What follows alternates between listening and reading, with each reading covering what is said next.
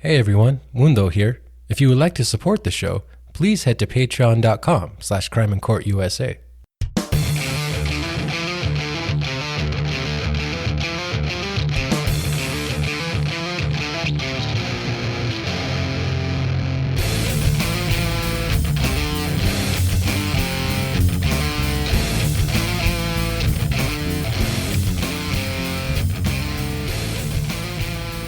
Yo! What's up everyone, and welcome to episode 25 of Crime and Court USA. I'm recording this on October 27th, 2021. I'm your host, Mundo Carrillo. I hope you guys are doing well. Hope you guys are healthy too. Me, I need to pick it up a little in the health department. I've been getting a little rotund, you know what I mean? I've been getting a little extra jiggly. So, yeah, I live in kind of a rural area. You know, I don't really have access to a gym. I don't really like going for walks or runs, especially runs, but even walking, because there are a lot of dogs in my neighborhood and in my town in general that are loose and will just kind of chase you and just harass you. So I'm not even down with that. It'll get you to run faster. I'll give you that. But like, seriously, there's a dog by where I live that the thing just looks evil. I'm sorry. I mean, it looks like Cujo. It has like a crazy eye. It's hella old. It looks really hungry, which I'm not pleased about. But yeah, so I don't really even like dealing with that. And even once you get past him, there are other dogs down the street that'll start running at you. So, you know, like if I can't even go check my mail, you know what I mean? I got to bring a stick with me, which I do sometimes, and I kind of keep him at bay. He hasn't attacked me yet, but yeah, not a good feeling. So, to the people of Pecos, New Mexico, please, for the love of God, keep your dogs chained up, or don't keep them chained up. That's actually, can't even do that. You know, just keep them from harassing people. That's all I'm asking. You know what I'm saying? It can't just be me. Other people can't go for walks in our beautiful town because of that. So anyways, I've been trying to find a new way to exercise. So yesterday I picked up Ring Fit Adventure for the Nintendo Switch. And man, I tried it for the first time today and it kicked my ass. It's a really good workout. Really good. So I want to keep that going. I did watch a lot of reviews. Looks like a lot of people lost a lot of weight, got in pretty decent shape with it. I mean, it's not like intense. I mean, it's not like going to the gym and having a personal trainer or anything, but something I could just do in my apartment, not so bad. So I'm going to keep that going. I'm probably just north of 200 pounds right now, maybe 205, maybe even 210. Hopefully not. I don't have a scale, so I got to track one down to make sure. But in 2019, I got down to 179. So I'd like to get down to something around that, maybe even like 175, 170, just get shredded. You know what I mean? So, anyways, you guys don't care about that. What you do care about is crime and legal news. So today we have another story that took place in my backyard in New Mexico, not far from where I live. So let's just get right into it. Tragedy befell a movie set in New Mexico last week when actor Alec Baldwin fired a live round from a pistol that struck cinematographer Halyna Hutchins in the chest and director Joel Souza in the shoulder on the set of the film Rust. Hutchins was flown to University of New Mexico Hospital in Albuquerque, which is about an hour from Santa Fe, and was pronounced dead at the hospital. Souza was treated for his injury at a hospital in Santa Fe. Now, there were a lot of safety concerns on the set. That all kind of unfolded after this tragedy happened. The morning of the shooting, 6 crew members walked off the set to protest living conditions and pay conditions, and some crew members voiced concerns about firearm safety. The armorer, who is in charge of the firearms on set, was young and relatively new at her job, and the assistant director who handed Baldwin the gun had been fired from a previous production in 2019 for not properly following gun safety protocol. As of this recording, the Santa Fe County Sheriff's Office and the Santa Fe District Attorney's Office have not ruled out criminal charges, and both say their investigations are ongoing. Still, something like this seems ripe for a wrongful death lawsuit. Clearly, someone's negligence led to Hutchins' death and Souza's injury, and I wouldn't be surprised if lawyers are already talking to Hutchins' family. Like, I would bet money that a wrongful death lawsuit is coming. I mean, this is like textbook wrongful death lawsuit. Again, clearly someone was negligent here. This is not supposed to happen on a movie set. So let's go over some of the facts, shall we? The morning of Thursday, October 21st, 6 crew members walked off the set at the Bonanza Creek Ranch, which is just south of Santa Fe. They complained of not getting their paychecks in a timely manner and for not being able to stay at hotels in Santa Fe, instead being forced to commute from Albuquerque each day. at least 2 members of that crew said that a prop gun misfired as well. So there were concerns about firearm safety already. That crew was replaced by non-union workers, so filming started a little late that day. They were practicing a scene in a church in which Baldwin pulls a gun from his holster and points it at the camera. So they weren't even filming or anything, just kind of rehearsing how it was going to go down. And while he was doing this, the gun went off, according to a search warrant filed by the Santa Fe County Sheriff's Office. And if I haven't explained what a search warrant affidavit is, I never say that word right. Affidavit. If I haven't explained what that is, basically when the cops want to search something, right? They can't, as you guys I'm sure know, the cops need a search warrant to take your property, to seize your property, to get into your house, to get into your car, whatever the case might be. So what they do is they write up an affidavit. They write up all the facts of the case and why they believe a crime may have occurred and why they need to take certain items from the scene, right? So in this case, the detective explained what happened, the shooting, all the circumstances, whatever.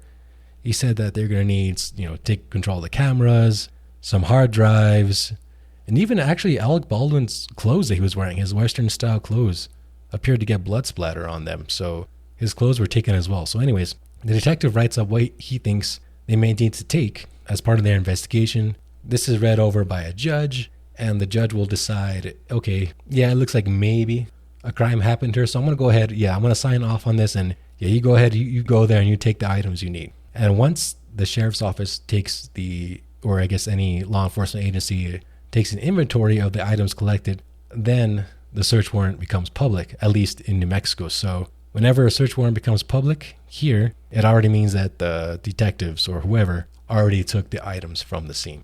So anyways, the gun goes off, and a crew member describes seeing Hutchins hold her midsection and say that she can't feel her legs. Souza, who is standing directly behind Hutchins, then notices that he has been hit in the shoulder. Today, October 27th, Santa Fe County Sheriff Adan Mendoza said at a press conference that a lead projectile was recovered from Souza's shoulder. I'm not a firearms expert at all, but I'm led to believe that that's a bullet. That's just a straight up bullet, which is not surprising, obviously. It seems pretty obvious that a bullet was fired from that gun. And then the sheriff also added that deputies and medical personnel responded to the scene around 2 p.m. that day, so middle of the afternoon. The deputies took about 500 rounds of ammunition, which included live ammunition, dummy rounds, and blanks. So again, I'm not a firearms expert at all, but I did do some research, so all the gun experts out there can please take it easy on me. But I'm led to believe that a blank is basically, it has the shell casing and gunpowder, but it doesn't have a projectile at the end. It just kind of has like a hole for the explosion to go through. So when you hit the, I forget what it's called. Jeez, I'm going to get torn up for this. But anyways, when you fire the gun, it creates an explosion with the gunpowder, and it doesn't fire, it just fires air, basically. It just fires out the explosion from that blank. So people like this in movies because you get a realistic recoil, you get a realistic muzzle flash. It's almost like you're really firing a gun, but with no projectile involved. And I believe a dummy round doesn't have gunpowder in it at all, so it doesn't create an explosion. But it's interesting to note that they did take live ammunition from the scene as well. And as I said before, they did take Baldwin's clothes. Sheriff Mendoza said that he wasn't sure if there were other live rounds in the gun that killed Hutchins. So as far as he knows right now, as far as the investigation's concerned, there may have only been one live round in that gun. But we'll see. Who knows? As I said, there were a lot of safety concerns surrounding this set, so let's get into that. A lot of unnamed sources spoke to several news outlets over the course of the last week. This is a big story, as you can imagine, as I'm sure you guys know. Sure you guys already heard about this, but a lot of news outlets reported on this story, and they spoke with a lot of people who worked on the set anonymously. That's usually the way it goes down. People aren't really authorized to speak to the media, so they have to do it anonymously. One person with knowledge of the situation told The Wrap, which is a website, that the gun that was used to shoot Hutchins had been used by crew members earlier that day for target practice with live ammunition. This is a practice that's apparently called plinking and is done with when there's downtime on set. So I have also seen reports that said that live ammunition isn't even on sets like at all. So that's kind of contradictory there, right? We have people saying that there's not even you don't even have live ammunition on a set. Well, we have this unnamed source, as I said, saying that we go off people go off and shoot guns during downtime. Apparently the same guns that are used on camera. It's a little contradictory. Well, which one is it? So again, the walkout happened that morning. Some crew members, as I said, were concerned about guns misfiring on top of other complaints. Now, according to that search warrant affidavit that I mentioned earlier, Hannah Gutierrez Reed, the 24-year-old armorer who was working on the production, the armorer is in charge of all the firearms and stuff on set. She put 3 guns on a cart. Apparently they have to do this because of COVID protocols, or they can't have to distance themselves. So she put 3 guns on a cart. Then assistant director Dave Halls grabbed one of those guns and handed it to Baldwin and said cold gun, which means that the gun doesn't have any live rounds in it and is safe to use. Now, about a month ago, or in a podcast episode of Voices of the West that was posted about a month ago, Gutierrez Reed said that she was nervous during her first job as the head armorer on a Western starring Clint Eastwood and Nicolas Cage called The Old Way. I'm sure she would be nervous. I mean, if that job goes wrong, as we've seen, someone can get hurt, someone can die. But that's the kind of statement that I am sure is going to be used in a wrongful death lawsuit, in the inevitable wrongful death lawsuit. It's going to show that she was not qualified for her job or something. I don't know. I'm sure the lawyers are going to use that. Moving on to Halls. In 2019, Halls was fired from the movie Freedom's Path after a gun accidentally discharged and injured a sound crew member. Also in 2019, a prop maker named Maggie Gall filed a complaint with Hulu's Into the Dark executive producers over concerns about Hall's behavior on set. She recently told the Associated Press in a phone interview that Halls disregarded safety protocols for firearms and pyrotechnics on set and even tried to continue filming after a crew member lost consciousness. This also sounds like more information that'll be used in a wrongful death suit. I could see the lawyers making the argument that Halls has a history of negligence with firearms. So all this stuff, again, I'm telling you guys, that wrongful death suit's coming. I'm telling you, I'll put money on it. Also, a woman who called 911, a woman who was on the set and called 911 that day, said that it is the assistant director's job to check the firearms. So again, more stuff to be used against Halls. Both Sheriff Mendoza and New Mexico Governor Michelle Lujan Grisham have called for safer film sets in New Mexico. The New Mexico legislative session, where all the laws are drafted up and all that takes place in January. So we'll see then if any laws are introduced that would address safety on film sets. I'm sure there will be, because this is a huge tragedy, first off, but also the film industry is huge in New Mexico. Like, huge in New Mexico. I mean, yeah, Breaking Bad was made here, The Avengers was made here. I mean, so many shows, so many movies, just so many productions are made in New Mexico, and it's a huge part of our economy. So I have a feeling this is going to be addressed by state lawmakers. So that's kind of where things stand now. Again, the latest today, the sheriff and the district attorney saying that they have not ruled out any possible criminal charges and that their investigations are ongoing.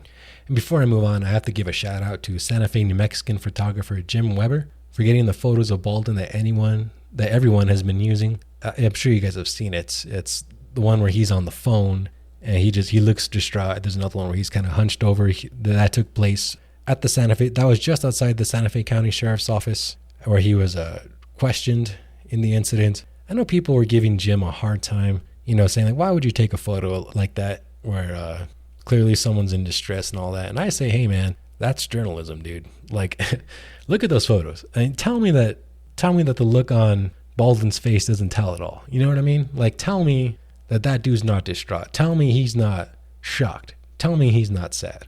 I mean, they say a picture says 1,000 words, right? And that photo definitely says 1,000 words. And it's not like Jim got a photo with, blood all over the place or something like that. It's just a guy who just had a horrible tragedy unfold in front of him. So shout out to Jim, man. I mean, that photo was everywhere. Every news outlet, everywhere. So local journalists getting it done, man. Support local journalism. So this doesn't really seem like it's Alec Baldwin's fault at all. I see a lot of people blaming him, saying that, hey man, if you have a firearm in your hands, you're the one who's responsible for making sure it's not loaded, for making sure it's safe. And I understand that argument, but at the same time, you do have to put your trust in people to do their jobs. I mean, it was Gutierrez Reed's job as the armorer to make sure that those guns were safe. It seems like it was Dave Hall's responsibility to make sure those guns were safe. Baldwin put his trust in those people, and you know what? Hutchins and Souza also put their trust in those people as well. So if you're the armor, if it's your job to make sure those guns are safe, I think it falls on you. If you're the assistant director and it's your job to make sure those guns are safe, I think it falls on you. The actors depend on you, the crew depends on you. And unfortunately, this incident is just going to live on in movie lore. It's historic. Kind of like the time Brandon Lee was shot and killed while filming The Crow. Oops, just hit the microphone there, sorry. But yeah, this is like the time Brandon Lee was killed while filming The Crow back in 93. People are going to remember this forever. I mean, Alec Baldwin's a huge star, huge. Probably one of the biggest actors in Hollywood, so this is going to live on, unfortunately. Like, and I feel so bad for Alec Baldwin. I love Alec Baldwin as an actor. I mean, The Departed, all kinds of good stuff. My favorite thing with him, though, is 30 Rock. I think he kills it in 30 Rock. He's so funny, man. he kills it. So, yeah, I feel super bad for the guy. I mean, you look at those photos that Jim got, and yeah, you could tell that he's just, I can't even imagine shooting someone at that close a range accidentally, and then she died. I mean, what a tragedy. That's all I can really say is just, what a tragedy. I feel bad for everyone involved. If someone was negligent, I hope they pay with not criminal charges, then with civil charges, with civil complaints. I mean, clearly, again, not to keep beating this horse, but someone was negligent. And I guarantee you those lawsuits are coming. All right, let's change gears here, shall we? Remains found in a Florida reserve have been confirmed as Brian Laundrie's. I've talked about this case a couple of times on this show. This is a big one that captured the nation's attention over the summer, late in the summer, where a young couple, Gabby Petito and her fiancee, Brian Laundrie, she was 22, he was 23. They went on a road trip. They left from New York State, and they documented their travels across the western part of the United States, visiting national parks and stuff. They encountered police in the middle of August after someone called 911 and reported a domestic violence incident going on between them. So there was definitely some tension there. Brian returned to his parents' house in Florida on September 1st, and Gabby was reported missing on September 11th. She wasn't with him, and her body was found on September 19th in Wyoming. A Wyoming coroner later said that she died by strangulation. Brian had been missing for quite some time before his body was found on October 20th, and his identity was confirmed the next day. His notebook and backpack were also found near his body. So yeah, that sadly kind of brings us to an end, I believe. I mean, Brian was the only person of interest in Gabby's homicide, and now that he's deceased, I don't think they really have anybody. So unfortunately for Gabby's family, it doesn't look like they'll face justice in her death because the one person of interest won't face charges. So yeah, just a very, very sad end to that case. That's just very sad overall. I mean, so young. And I said this before too, you watch that police video where they encountered police in Moab, Utah for that domestic violence thing. You watch that, you just wish that they just would have called it quits on that relationship and just went back home, went their separate ways, you know what I mean? So yeah, really, really sad. All right, guys, that is all for today's episode. The podcast has been growing a lot this last month, so I really appreciate everyone who has listened and who continues to listen every week. Of course, thank you to all my fans in America, but also to all my friends outside of America, because there are a lot of you guys as well too. Follow the page on Facebook, follow the page on Twitter at Crime and Court. Check out the Patreon page, patreon.com/crimeandcourtusa. Throw me a few bucks a can. Oh God, I am all over the place today. Throw me a few bucks if you can every month. I would greatly appreciate that. But as you guys know, I just appreciate you guys listening. Share this podcast with your friends. Share it with your enemies. Help me grow even more. That's, as I've said several times before, the goal now is just keep growing. Grow. All right. Until next time, guys, my name is Mundo, and I'm out. Peace.